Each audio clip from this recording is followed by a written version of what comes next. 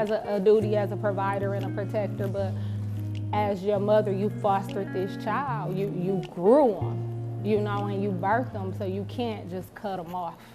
You always have to give them that free space to talk, even if you're not in agreement. There were times, you know, even with dating, like, or in the marriage where they don't get their way, but give them their say.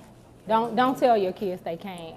Don't do the things that we did where how we were raised and we couldn't talk. Let your kids talk. Let them give you that true from their heart. What they feel. Yeah, because it's real. Yes, ma'am. Got a hand right here. So, my mom has guardianship of my oldest two, which would be my son and my oldest daughter. And I was talking to her a couple weeks ago, and like with the donuts with dad's thing at school, my son has no interest in going to school that day. I guess it was a massive war, and my daughter wanted to go to his class for him because that was her thing is, oh, well, daddy's gonna be there, but my son understood their dad wasn't gonna show up. And yeah, I guess it was a huge ordeal that my son did not go to school that day. Because he was so against being there with all the other kids and their dads, and my stepdad passed away last year, so it was just a massive, bad day on his part. Have you had to experience anything like that? Well, so with my son, like I said, his dad is not a part, and he decided from the beginning. You know what I mean? Like from when I was like, I'm pregnant, he was like, I don't want no more kids. I was like, okay, well, I'm keeping it. You know what I mean? So for Kyrie, that's his name. I can't keep saying my son, it's throwing me off. So for Kyrie, it's different because all he knows is my dad, my stepdad, you know, like my uncles and the men in my family or the men that I've become really good friends with. That's all he knows. You know what I mean? Like, and so that's what he gravitates towards. You know what I'm saying? So when those days come about, he knows somebody coming. You know what I mean? Like he doesn't really have that issue. Because one thing somebody told me when I was stressing about it was he not gonna miss what he don't have. You know what I mean? And he never had it. So for me, that experience is a little bit different. Now, when I was younger, my mom and dad divorced.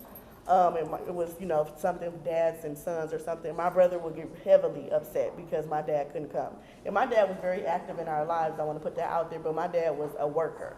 Like, he was a worker bee. He worked in plumbing almost 30 plus years. He used to be a bouncer. Like, he was never not going to have no money. And so that used to bother my brother a lot. And something my mom used to tell him is that sometimes people see parenting different. People see being available differently. And you have to just be okay with it being different. You know what I mean? Things are just different. And when he couldn't pull it together, sometimes they don't go. Sometimes it looks like they might not go to school that day. Because sometimes stuff happens for us as grown-ups, and that's something I think we forget. Yes. We lose touch with that. Yeah. Some days I don't want to go to work, and I work in radio. So people be like, why you don't want to go to work? I don't want to go. I don't want to go. And if I was 5, I would be kicking and screaming and cussing because they bringing their husbands. I ain't got no men. Like, I don't want to go. You know what I'm saying? Like, I ain't going. So that's what that looks like. I think we forget that our kids are people. Yes. You know what I mean? Yes. And so while we don't want them to have that hurting experience, I think she might have said it, I think Mama Soul and the first panel might have brought it up, we also have to understand that we've made choices. You know what I mean? And sometimes these men, they don't want to. They're not going to. And no matter how much the kids kick and scream, you can't be upset that they don't want to do because the person you chose is not doing.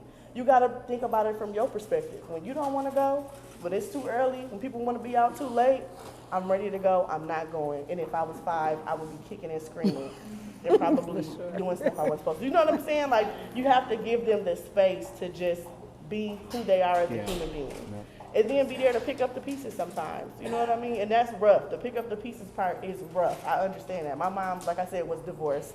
And I watched her pick up the pieces for me and my brother plenty of days while my daddy was at one of 5 jobs. You know what I mean? But that's our responsibilities. We got to pick up the pieces.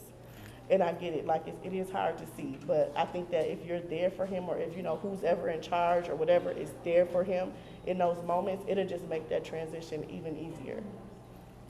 Okay. Thank you.